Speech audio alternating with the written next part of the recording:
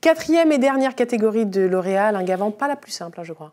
Alors, des dirigeants LGBT+, oui, ça existe. Ouais. C'en est la preuve.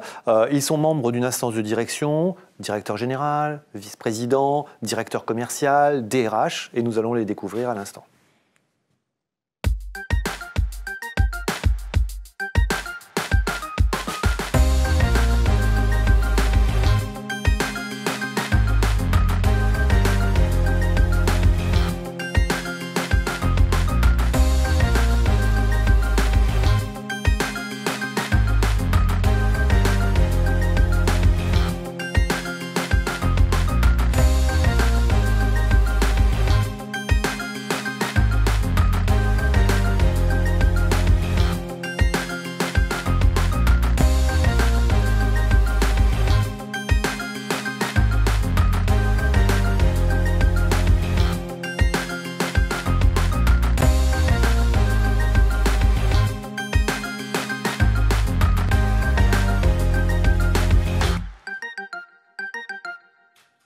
Comme nous avons pu le voir, nous en avons 24 et non pas 20 dans cette catégorie. Pourquoi? Eh bien parce que le jury a décidé de sélectionner 4 dirigeants associatifs pour leur engagement dans des associations, souvent comme président d'associations, sur la thématique LGBT+.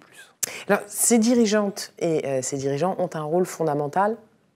Lequel? Qu'est-ce qu'ils peuvent faire? Ils ont un rôle fondamental. Pourquoi? Parce qu'ils sont au sommet de la hiérarchie. Donc déjà, ils envoient un signe très fort à tous les salariés qui sont dans l'entreprise. Il ne s'agit pas d'être élitiste, mais c'est un signe visible pour l'ensemble des salariés de l'entreprise. C'est un signe tangible. On ne leur demande pas d'être des militants. On ne leur demande pas d'être engagés à la différence des alliés ou des leaders. On leur demande juste de réussir et de dire « je suis visible, circuler, il n'y a rien à voir ». Et ça n'a pas été si simple que ça.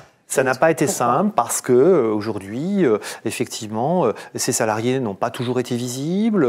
Et puis, c'est quand même un exercice difficile parce que c'est une chose de ne pas taire son homosexualité ou sa transidentité que de l'afficher clairement de façon symbolique dans un événement comme celui-ci. Qu'est-ce qu'il faudrait faire pour qu'ils soient plus nombreux ? Alors déjà, il faudrait continuer à organiser et pérenniser cet événement. Donc l'année dernière, nous avions 60 lauréats. Cette année, nous en avons 95. L'objectif, c'est que dans 10 ans, nous en ayons 1000 et que ça crée un mouvement, un élan pour que cette thématique se banalise dans le monde du travail aujourd'hui en France.